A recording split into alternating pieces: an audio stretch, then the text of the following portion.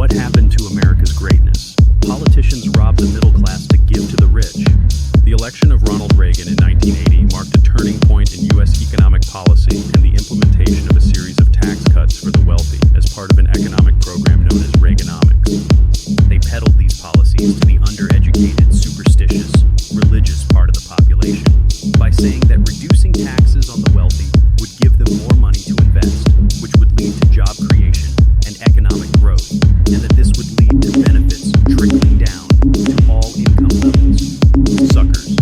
Salaries have stagnated and automation is taking over. Currently, 1% of population of the USA owns 40% of the wealth. The middle class has become the working poor. This downward spiral continues to get worse as unfair tax policies continue to be promoted by wealthy, influential individuals, corporations, and the congressmen and senators and judges they have bribed. Thus, household incomes are lower and prices are increasing.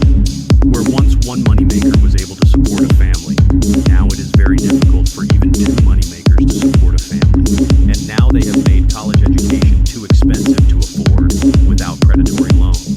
The Reganomics people, trying to deceive the undereducated, blamed women, homosexuals, foreigners, heathens, and morals for destroying the American way of life. This gave gullible, undereducated, xenophobic people convenient scapegoats to blame for their own failures under Reganomics. These people, less than successful people, were happy and angry.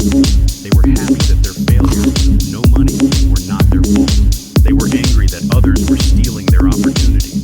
This eagerness to find scapegoats creates culture wars. Culture wars are wars the rich and powerful use to get the little people to fight each other instead of fighting the wealthy. And this creates good drama on the political stage and distracts the poorer people's attention away from the deception of Reganomics and the fact that the billionaires are picking their pockets. In the U.S., you can watch them blaming the LGBTQIA+ community, liberals, blacks, women, immigrants, and the Chinese daily on Fox News and Newsmax, when in fact they ultra-wealthy are robbing the people blind. These Fox TV, Newsmax, and Laura Ingraham-like shows distract half-educated Americans from the real causes of their problems and trick them into turning against each other instead of the wealthy. America's fascists need and abuse the ignorance of half-educated Americans, so they make education unaffordable and try to encourage the own the liberals and anti-woke movement. The gullible take the bait, hook, line, and sinker. Important, join the silent mutiny. If you want to bring those who oppress you down to their knees, start your own trade war against fascism in the USA. 1. Go low-carb vegan. Carbohydrate and meatpacking industries support fascism and the religious right. 2. Use only olive oil and coconut oil. 3. Do not eat peanuts, pecans, blackberries, or citrus trees.